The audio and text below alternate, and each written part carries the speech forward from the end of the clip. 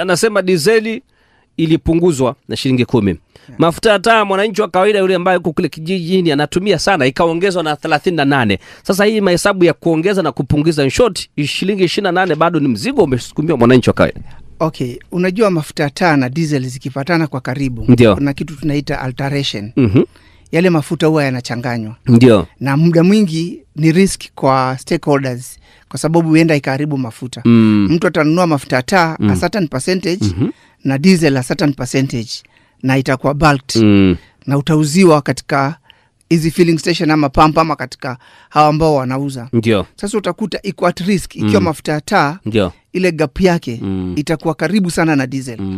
Ama zitakuwa zimeshikana na diesel. Ndio. Zikiwa gap ya mafuta taa ikiwa kubwa, mtu anaweza chukua tu afanye bulking. Ongeze mafuta taa kidogo na nini? Na auze liters kwa bei, ataweka bei ya mafuta ya taa. Ndio. Na ongeze auze bei ya diesel. Kwa hivyo utakuta kuna alteration ya hiyo mafuta. Ndio. Kitu